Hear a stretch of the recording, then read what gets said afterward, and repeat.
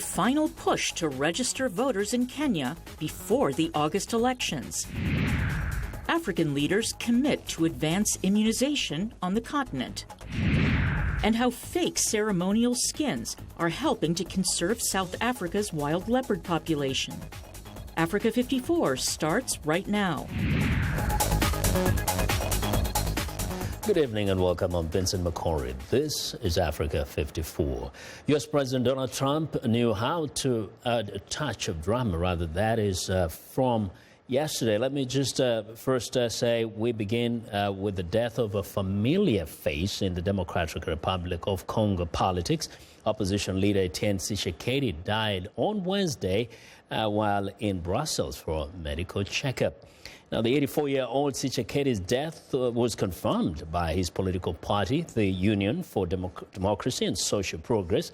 He formed the party in 1982 to oppose the leadership of longtime dictator Mobutu Sese Seko in the nation then known as Zaire. Now, the opposition leader, who served several brief stints as prime minister for Mobutu, had lived outside Congo for several years before returning to the country in July when he spoke at a rally opposing President Joseph Kabila's continued rule. Tshisekedi's death comes at a tough time for Congo, where the opposition has been pushing for months to get President Kabila to accept to step down. Now, the opposition says the election that will be held this year after postponement, they suspect could be rigged. Now, the two major parties signed an agreement on the election that has yet to be implemented. A court has ruled that Kabila may stay in office until the next election to be held by the end of this year.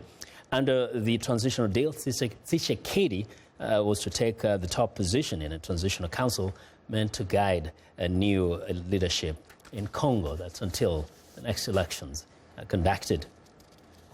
Now, moving on, Kenya is in a crucial final push to register voters ahead of a general election scheduled for August in 2017, that is this year.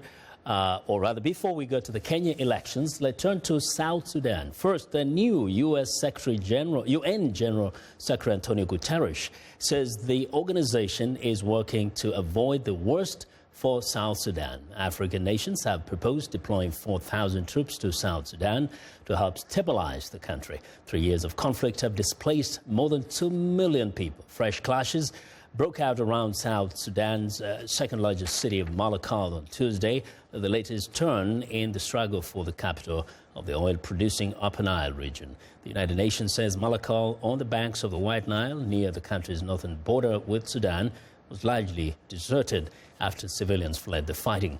The civil war has driven more than 3 million people from their homes. Now, for more insight into the way forward for South Sudan, I'm joined by Rebecca Nyandeng. She is the widow of South Sudan's founding father, the late Dr. John Garang de Mabior. Rebecca served at various ministerial positions and is still President Salva Kiir's advisor on gender issues. Miss Rebecca Nyandeng, welcome to Africa 54. Thank you very much for having me. Yeah, we are happy to have you here, and we have had quite a number of South Sudanese sitting here. We've spoken for months, for years now, about the situation in South Sudan. If you can briefly just give us the latest on what is happening in terms of the efforts to bring peace or to restore peace in South Sudan. Thank you, Vincent, and I'm very ashamed of what is happening in my country. For me to come and sit here and talk about the crisis in South Sudan, which is created by us, the sons and daughters of South Sudan. My wish would have been us sitting here talking about development in my country. But what is happening in my country now is a very sad story. The whole world knows about it. They try to come in from 2014, 2015, until we reached the agreement, Addis Ababa agreement, the RCs which brought the stakeholders back to Juba, and people went back to fight in July, started from July 7th and July 8th. it was horrible. It's a very bad situation. Yeah. Now the question is, you're an advisor to President Salva Kiir. As a person who's been close, what would you say about his efforts to bring peace? Some people have accused him of not necessarily doing the very best. Yeah, let me correct first. I'm not an advisor to President Salva. I've been sacked from 2014. Oh, you're no longer there? I'm no longer there in the government because I also made a decision not to be part of the government, which is doing injustice to our people. Okay. But when peace came, I took it into my heart that peace has come. Let us try to apologize to the people of South Sudan. Let us bring all the pieces together and bring hope to the people of Southern Sudan. But as you said, I think the leaders of South Sudan were not ready for that peace, and especially our President Salva Kiir Mayardit and the people who are around him. Now, they were not ready for that peace. Yes. But, there has been a lot of blaming from each side, whether it is on the Riek Machar side or Salva Kiir side. As a person who's been with all these men for all these years, working together with them and with the vision of your late husband, what do you think now could happen by both sides to really restore peace in South Sudan? I think what we have to do as the leaders in our country and then the region and the world at large is to give us leverage so that we can come back to ARCIS, to rejuvenate the ARCIS, Arusha Agreement. This is what we can do now. But are both sides willing to own up to their mistakes? Because what I hear all the time is everybody is blaming the other side. You blame Salva Kiir blames Machar and the other. This is the thing. This is the thing. They are not willing, but what choice do we have at this moment? The whole region and maybe the continent of Africa is quiet about the situation in South Sudan. And the whole world is also quiet about what is happening in South Sudan. Perhaps people are frustrated and fed up. Yeah, people are fed up and say, let us leave them to do whatever they wanted to do. And we cannot do it ourselves because people are dying as I speak with you. There was a humanitarian situation is deteriorating. There was an announcement of a national dialogue. Do you see that possibly happening with the kind of atmosphere that exists in South Sudan? The name dialogue is okay. That it was announced that there was a dialogue. Yes. But what is the content of that dialogue? Because President Salva, as a partisan to the crisis, say that he's a patron to this dialogue.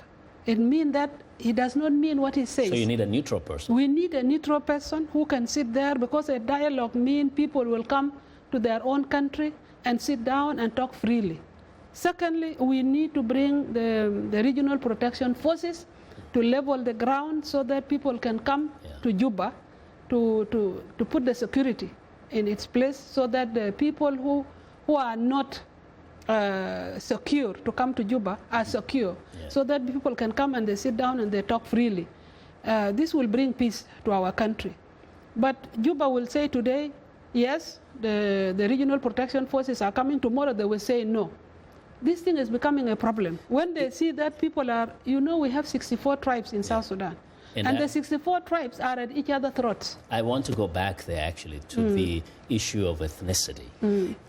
Is that the cause of all these problems? Or is it all about the failure by leaders to make all these tribes feel that they belong to one nation, that they're all brothers and sisters?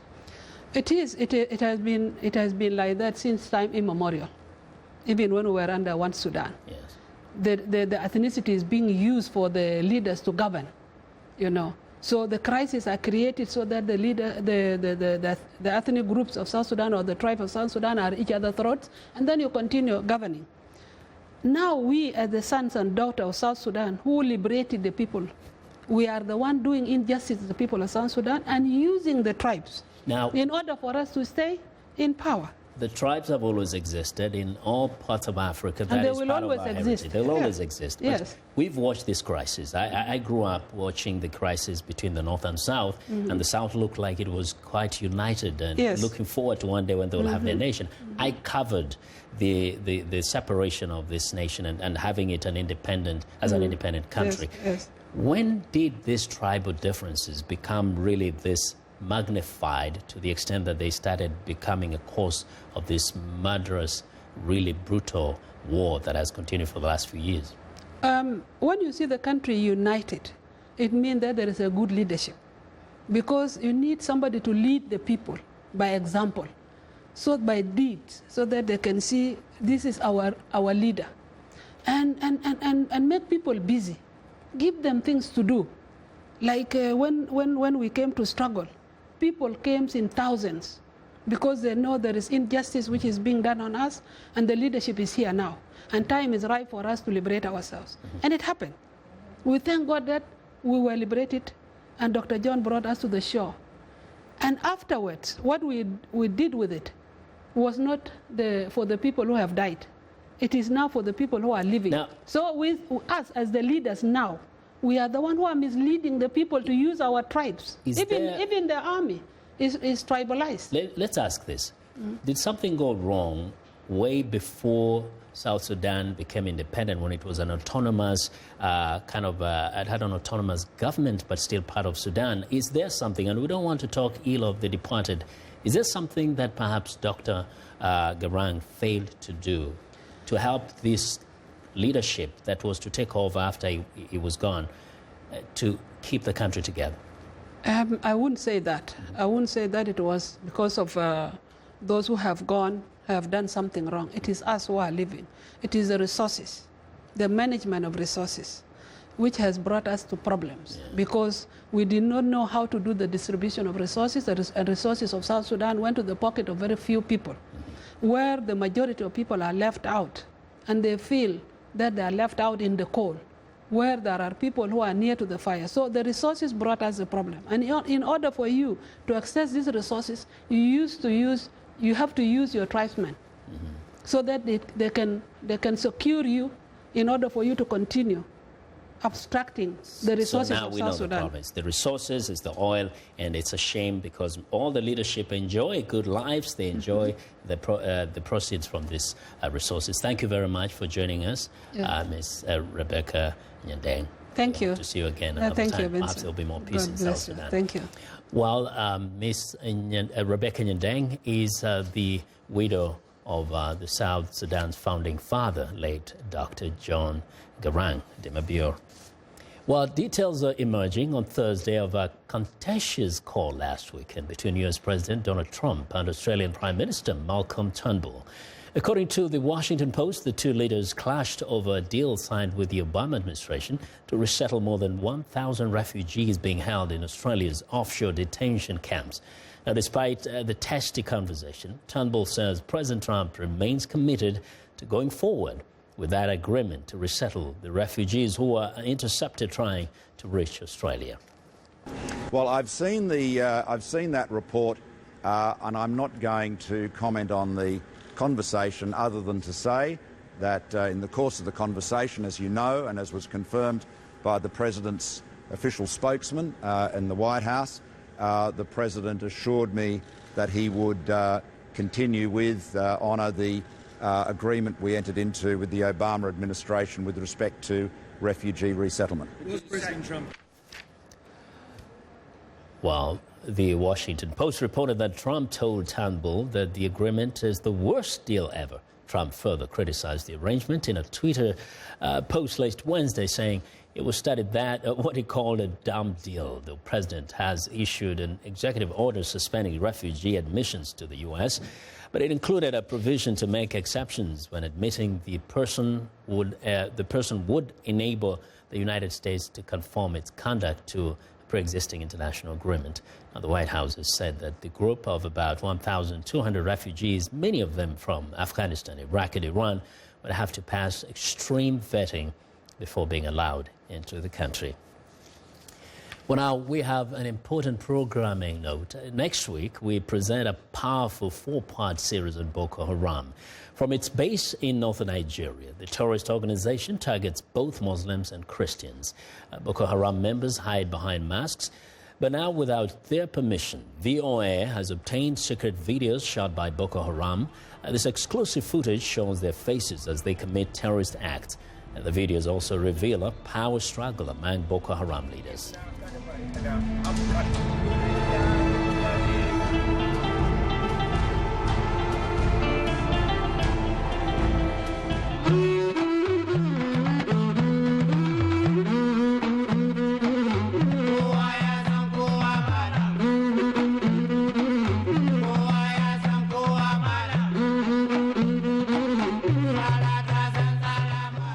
While the brutal and violent impact of Boko Haram is the focus of this series, viewer discretion is advised. Be sure to join us here on Africa 54 next week, Monday through Thursday, as VOA brings you this 4-part series, Boko Haram Unmasked. We want to know what you think about Africa 54 and the stories we cover. Join the conversation on Facebook. The address is Africa 54. We also are streaming our show live on Facebook. So check it out and share our show with your friends. And also check out our headlines 24/7 on voaafrica.com. Find me on Twitter at VOA Vince Makori. Well, coming up, giving African children a healthy start in life. Stay with us.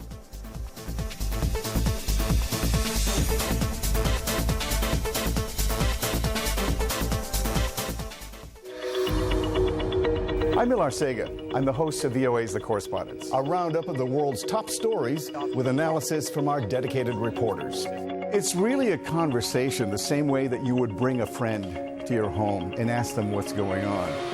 And our correspondents will do that and answer those questions through their own eyes. That appears a false choice in more ways than one. We can't actually put you there, but we can come pretty close. In 30 minutes, we'll show you the world.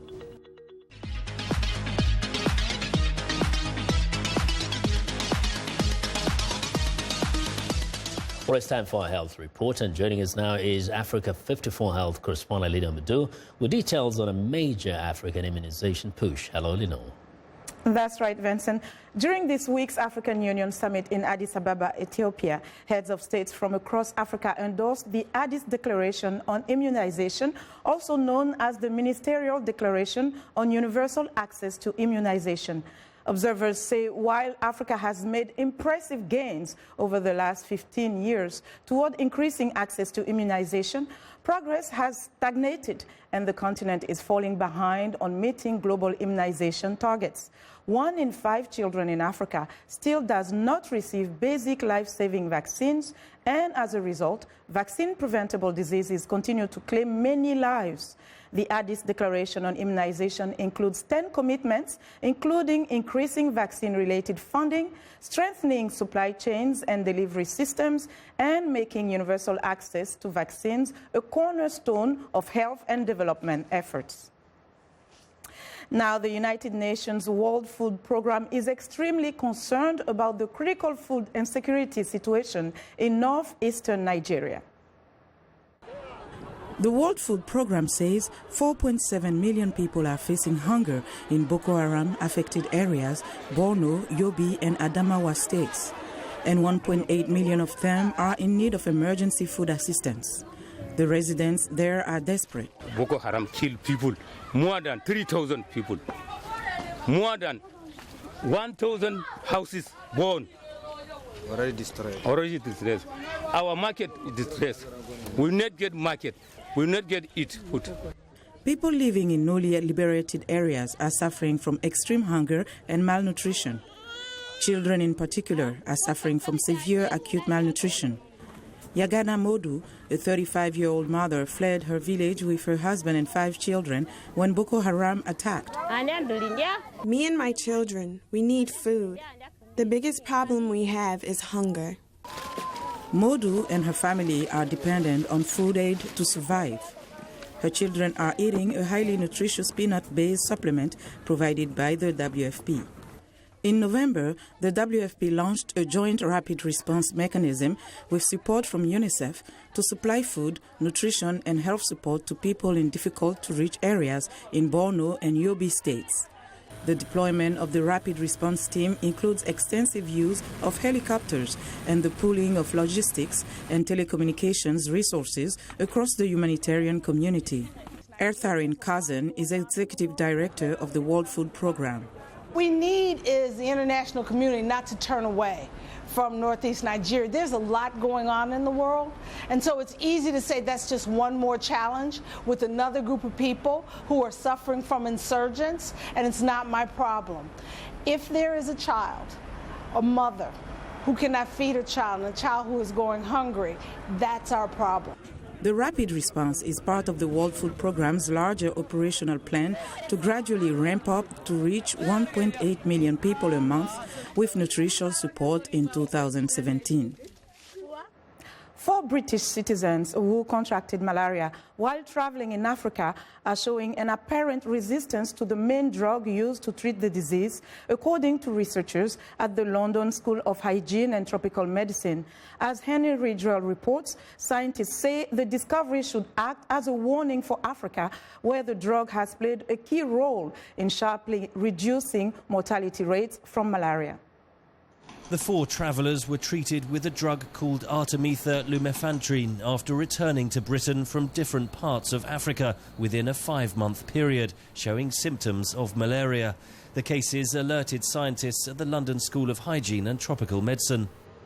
This drug is normally expected to cure someone after a 3-day course, and they're sent home once their blood films show that there's virtually no parasites left. And in each case, these patients seem to have a clear blood film, or very close to a clear blood film, and were sent home with an apparent clean bill of health, only to return 3 to 7 weeks later.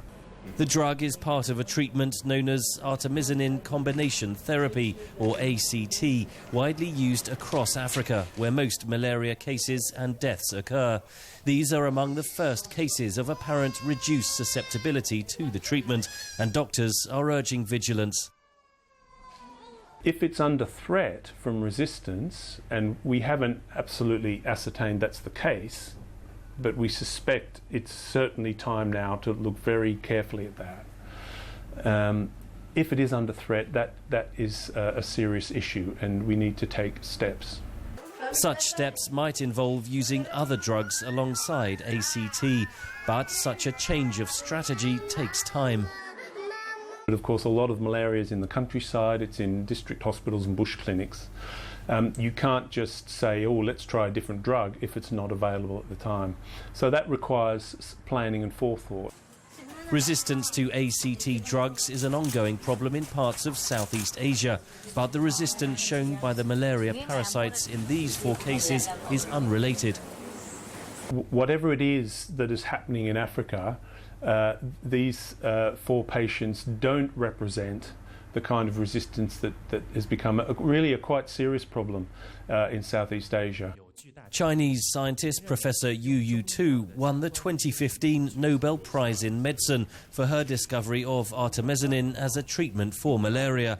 Its widespread use has contributed to a 30% fall in malaria deaths worldwide between 2010 and 2015. Scientists say the latest cases of apparent resistance are a warning and should be investigated further. Henry Ridgwell for VOA News, London. That's our health report for today. To stay in touch, find me on Twitter at Lenore Moudou. Vincent?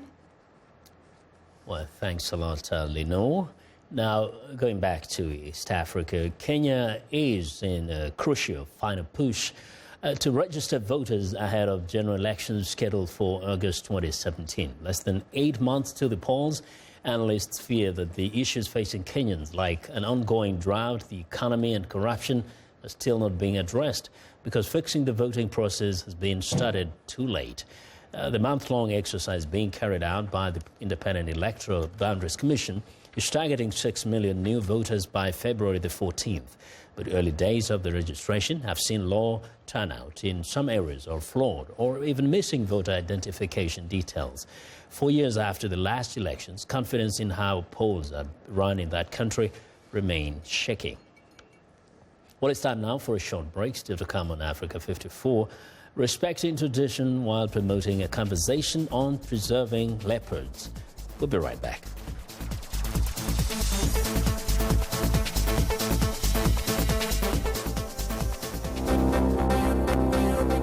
If you've just joined us, I'm Malaria Diallo, and here is a quick recap of today's headlines. In the Democratic Republic of Congo, the UDPS party supporters mourned the death of party founder and one of the main opposition leaders, Etienne Tshisekedi. Drought causes death across Somalia and Kenya, prompting the United Nations to issue a pre-famine alert. In Nigeria, the destruction of independent oil refineries by the military spells uncertainty for the refineries' impoverished workers.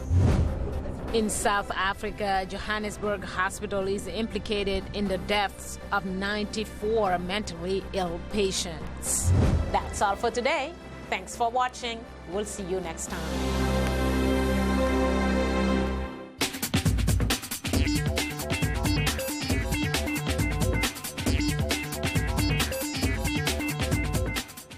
Welcome back to Africa 54. Here's what's trending. Hollywood has long recognized the economic punch of movie-mad audiences in China. So why are so many movie theaters empty? There are too many of them.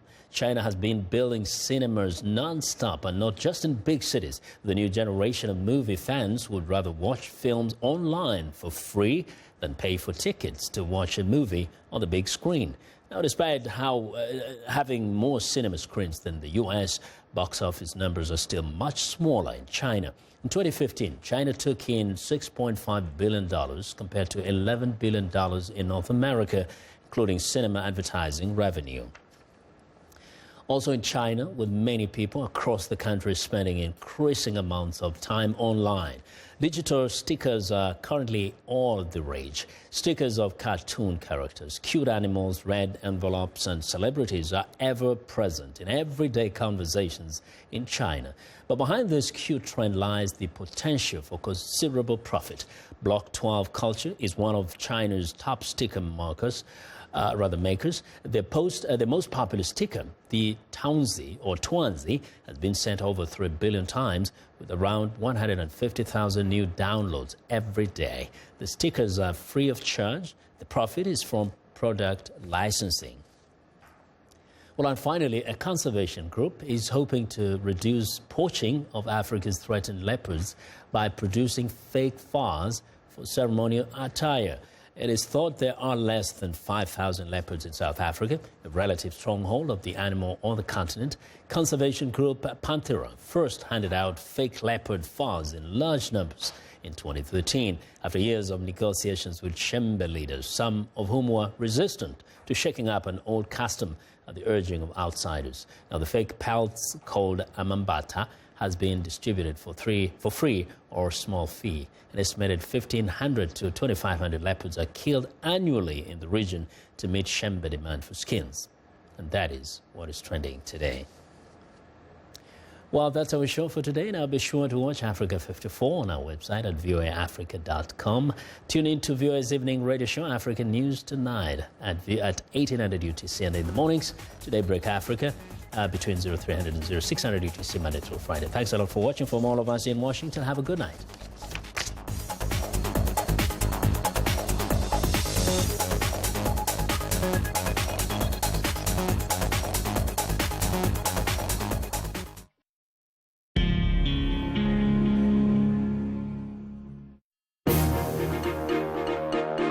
Welcome to the Voice of America's Newswords. This week's newsword is about something that has taken place during the information age. Revolutionary. Apple has been inventing digital products for 40 years. Handheld devices were a huge success, but buttons were still hard to use. So Apple's designers came up with a revolutionary touch technology, first introduced in iPod Touch.